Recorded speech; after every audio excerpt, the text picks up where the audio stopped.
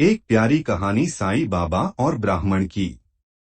ये बात तब की है जब बाबा की ख्याति चारों ओर फैलने लगी थी। बाबा की महिमा जानने के बाद हजारों लोग उन्हें प्रतिदिन मिलने आते।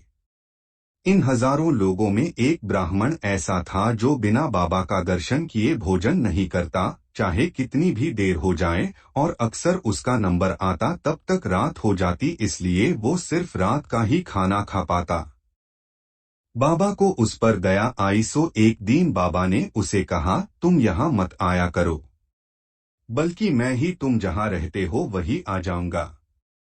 वो खुश हो गया ये जानकर कि बाबा खुद उसके घर आएंगे, तो मैं उनके साथ ही खाना खाऊंगा।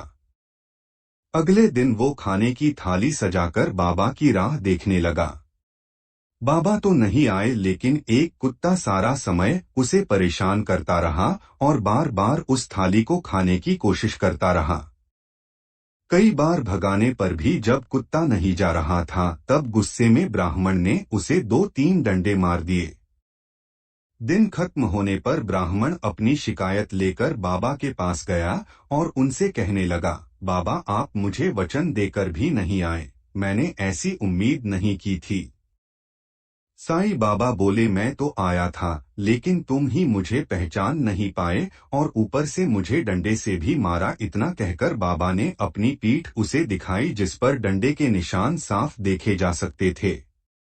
ब्राह्मण आश्चर्य और पश्चाताप से रोने लगा और साईं बाबा से माफी मांगने लगा। बाबा, मुझ अज्ञानी को माफ कर दो, मैं आपको पहचान नहीं सका।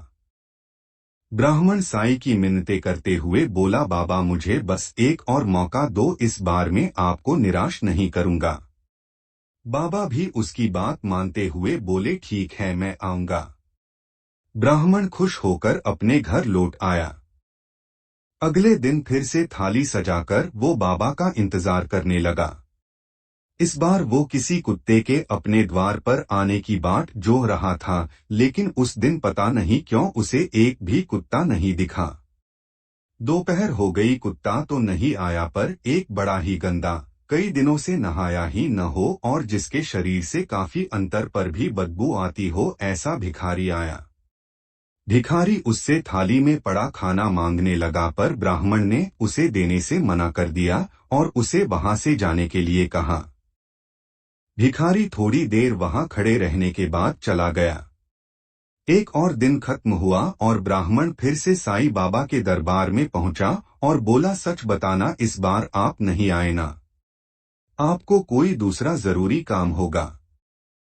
बाबा बोले, मैं आया था और खुद तुमसे वो भोजन भी मांग रहा था, लेकिन तुमने फिर भी मुझे बिना खिलाए ही लौटा दिया।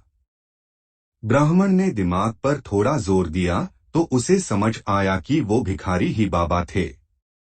अपनी मूर्खता का पता चलने पर वो बाबा के आगे फुट फुट कर रोने लगा और एक बार बाबा से अपने घर आने के लिए कहने लगा। बाबा ने इस बार मना कर दिया और बोले, इसका कोई फायदा नहीं है, मैं आऊंगा और तुम पहले से ठान कर बैठोगे और मुझे कुत्ते या भिखारी में ढूंढोगे। बस तुम इतना जान लो, मैं हर किसी में हूँ, हर जगह हूँ, इसलिए जो भी जरूरतमंद नजर आए उसकी सच्चे मन से मदद कर दो, बस इतना काफी है मुझे खुश करने के लिए।